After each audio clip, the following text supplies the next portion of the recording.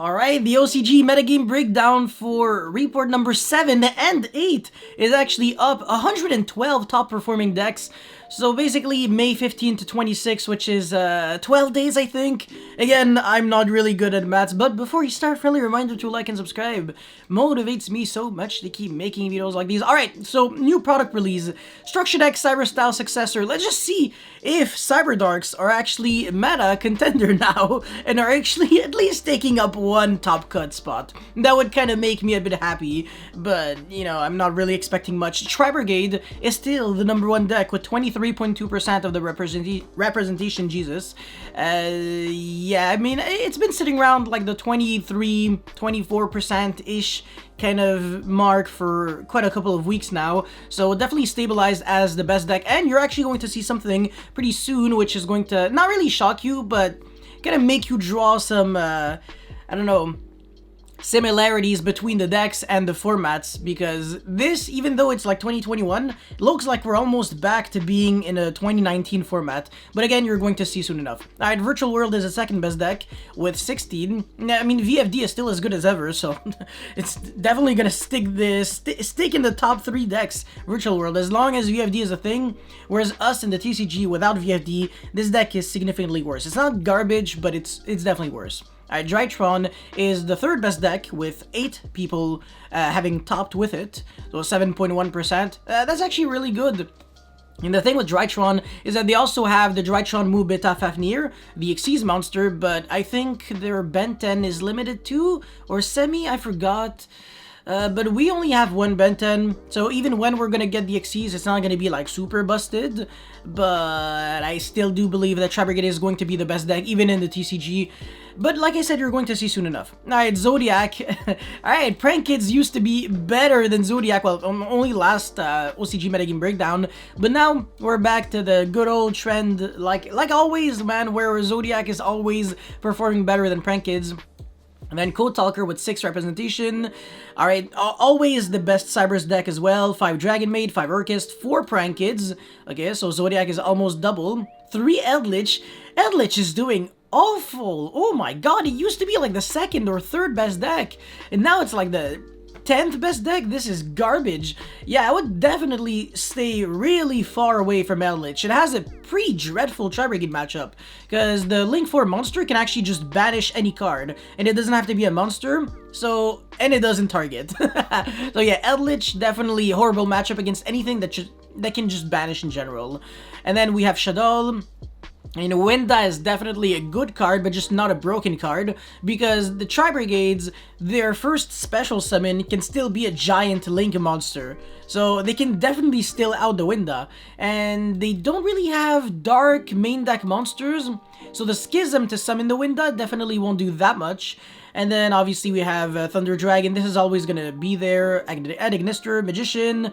That's actually worse than Endymion. Wow, that's interesting. But Endymion, there is something that actually made this deck better, and you're going to see why at the end, actually. Alright, anyways, 2 Phantom Knights, not as good as before. 2 Sky Striker. Alright, Tri-Brigade Lyrilusk is not the same as before, because now there's the new broken Lyrilusk support that's actually really good. So there's Ensemble Robin and Beryl Canary. These 2 cards are insanity.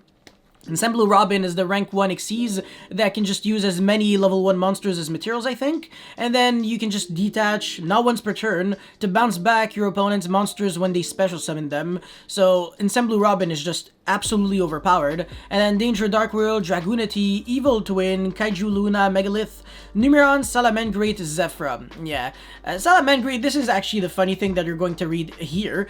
So this guy, Fansa, went 7-0 and finished first in a 32 kind of player tournament, and he actually said in this article that he truly believes that Tri-Brigade and Salamangreat are pretty similar, because for each card that exists for one archetype, there's another card for the Tri-Brigade deck that does kind of the same thing. You know, for Tri-Brigade, there's Tenki that allows you to have that consistency, and for Salamangreat, there's Salamangreat Circle, and then for more consistency, there's Salamangreat Sunlight Wolf, that's kind of like Recursion, and for the Tri-Brigade, there's Revolt, and something else. Oh yeah, you can fill up your graveyard with Gazelle for the Salamangreat, or with Fractal for the Tri-Brigade. cards. So it is truly similar when you think about it. So this guy definitely gets he has a point here.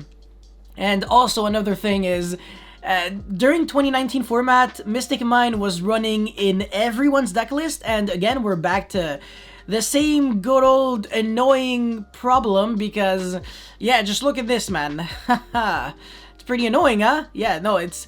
There's barely any back removal, so the only outs to Mystic Mine are Harpy's Feather Duster and Crossout Designator to banish your own Mystic Mine from the deck.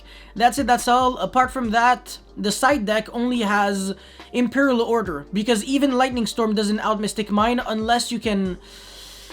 Oh my god, unless you can Tribute set for Pankratops or Nibiru or Lancia, or if you didn't activate a Tenki, obviously, because if you activate a Tenki, you're gonna have a face-up card that you just cannot out.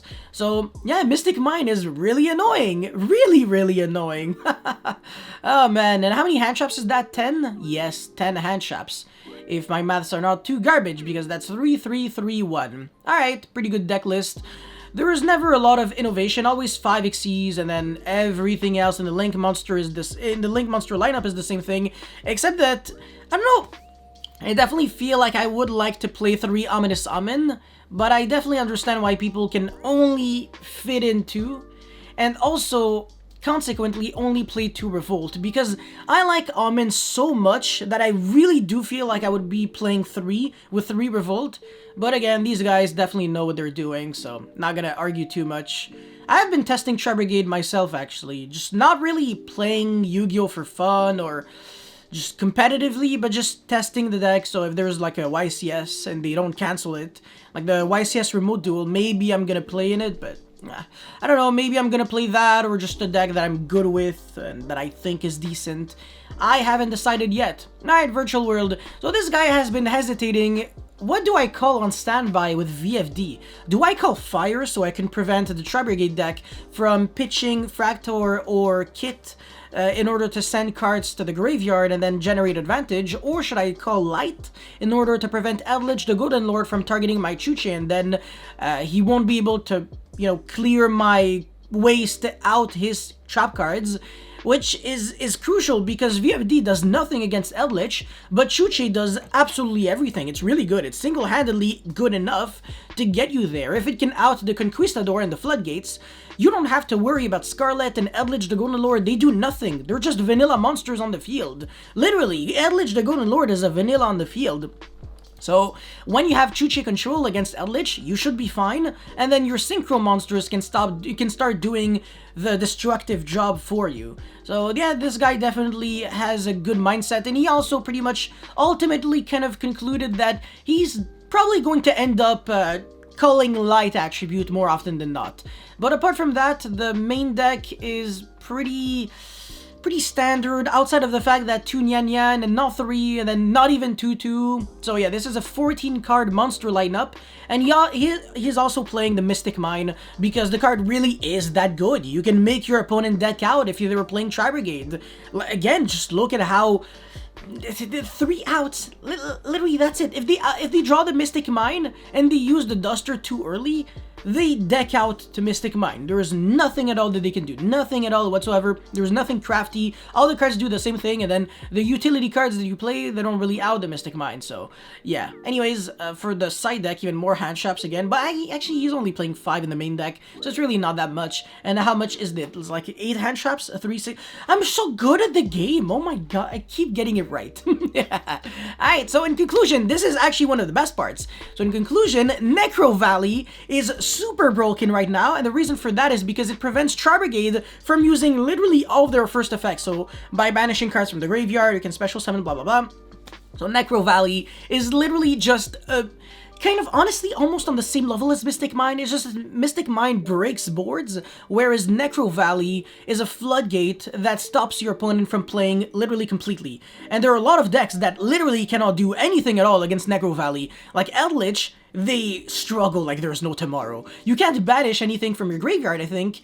So yeah, all of your spells and traps, they do nothing. And that's honestly kind of their only strength, really. So if they have a bunch of floodgates and just like random trap cards and stuff like that, well, they're never really going to play the game too well. And yeah, against Tri-Brigade, against Virtual World 2, they can't use the effect of King Long, Chuchi, or Zhuanghu. They can't use the effect of Nyan Nyan and Tutu.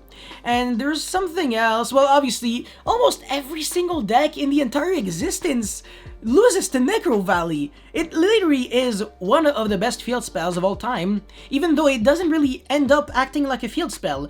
Kind of has a similar, it fulfills a similar role than all the other continuous trap card floodgates that you see. Like Rivalry, Gozen, there can only be one Skill Drain, Soul Drain. It's kind of similar to that, the effect, because it doesn't really help you unless you're playing Gravekeepers where your monster is gaining like 500 attack. But yeah, I don't think Gravekeeper is the best Necro Valley deck, competitively speaking, in the game. This is definitely Endymion, and this is what is actually written here, by the way. This is the reason why Endymion is doing so well, is because they don't need the graveyard at all. It's completely useless. So you actually can't afford to just screw up your opponent with Necro Valley when you go first, on top of making interruptions. So Steven, if you're watching this, try to make a bunch of negates with Necro Valley. You're gonna go far, my guy. But yeah, that's pretty much it for this OCG metagame breakdown. I really hope you guys were able to enjoy and learn a thing or two. And if you did, make sure you leave a like, a comment, and a subscribe. I would appreciate that a lot. And yeah, thank you very much for watching. I will see you next time. Peace.